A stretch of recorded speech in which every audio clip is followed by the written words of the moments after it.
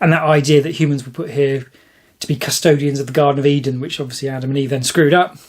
So I guess it sort of makes sense, but presuming that's metaphorical, and the bright future doesn't mean I have to go out and grow my own carrots. I quite like growing carrots, to be fair, but I don't want to have to just do only that. Today I have read the entire book of Micah from the Old Testament, that is chapters 1 to 7, because it's not very big again, hence these are all minor prophets and they're not going to take very long to get through. Timing wise, this guy seems to be around similar sort of time to Isaiah, so just before the Assyrians come and conquer the northern lot. There's a similar tone to all this in terms of doom and gloom is coming, and then there's an interesting one because it clearly predicts that Assyria is coming to kick everybody out. But it does look like Micah was around at a point where he could have written this afterwards, so again, not particularly useful in terms of prophecy, that sort of thing. He does direct some of the blame, it seems specifically at Samaria, which prompted me to look this up since I've got my fantastic book of Old Testament theology, Old Testament geography. The trouble is Samaria sort of moves depending on when you're looking at. So if you look at the two of these, at one point you've got Samaria, it seems almost like a city within Israel. And then at another point it looks like a whole region. So, and you keep hearing about the Sumerian gods and things. And certainly I've listened back on this thing. Okay, you've got to, if I'm looking at this god, I've got to consider other gods as well. And you get all the Sumerian stories of weird things that happened. But Samaria is just an area of Israel, as it was back then at this point. So, yes, it's like Baal and all that lot. So, there doesn't seem to be any obvious reason to take any of that particularly seriously. We also have God saying via Micah that in the last days the Lord's temple will be established and peoples will flock to it, which sounds a lot like people being brought back to Jerusalem type thing, which sounds very much like the whole Judaism idea and why they reject Jesus, because all the Jews aren't back in Jerusalem, even though would they fit? I don't know how big Jerusalem is now, but I presume it's bigger now than it was then. But yeah, you can see where they're coming from on that one, certainly.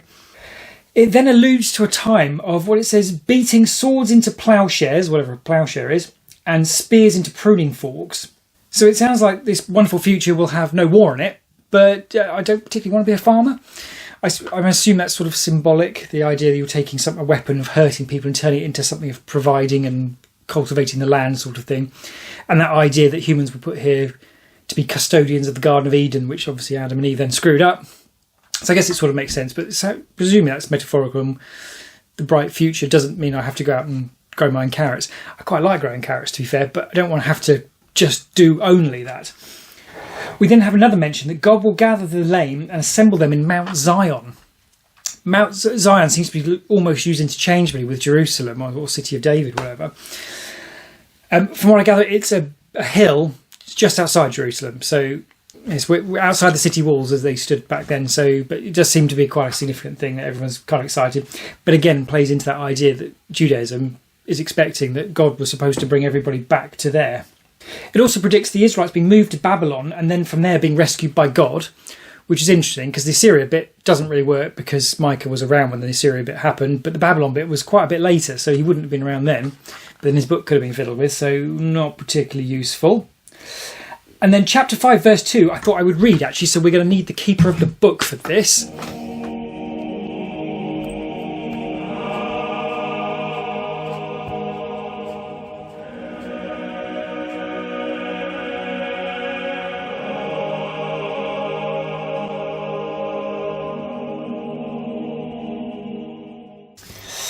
And this says, "But you, Bethlehem Ephrathah," whatever that word is, "though you are small among the clans of Judah, out of you will come for me one who will be ruler over Israel, whose origins are from old, from ancient times." And that's really interesting, isn't it? Because Jesus comes from Bethlehem, and the manner by which he has to arrive from Bethlehem is a little bit convoluted. So it would be an explanation why he had to do that. So that's an interesting one we'll pick up shortly when we're onto the New Testament. But a lot of this all sounds very Jesus-y, as it were. But you hit a problem is things about, and he will be our peace when the Assyrians invade. Great. But the Assyrians invade and kick the northern lot out of Israel about 700 years before Jesus is born. So the timing's off. It's just, I can't quite get those right. There's so much that's close, but it doesn't quite get there. In terms of the timing, doesn't quite line up. And isn't that interesting idea we talked about before, that do prophets get all the information, or do they just get this weird trippy vision, which we heard a lot about, and then read into it their own interpretation? And then there would therefore be room for things to be a bit wrong, which might be a way of reconciling some of this. Albeit, if you stretch to reconcile stuff, it's kind of difficult, isn't it? Very helpful, though. It restates the reason for the impending doom. I mean, I realise everybody's doing that a lot, and it was pretty obvious at this point.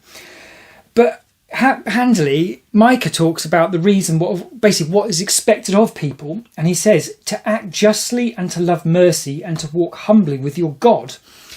There's a footnote on the humbly bit which says also prudently, but prudently, humbly walk with God. Yeah, you can see how that would make some sense. And that's perhaps a great way to summarise a key part of the Old Testament, really, isn't it? It's just God saying, can you just do this basic stuff? And people saying, yeah, sure, we can do that, and then failing to do it. But yeah, so that was interesting, and a chance to look at some Old Testament geography.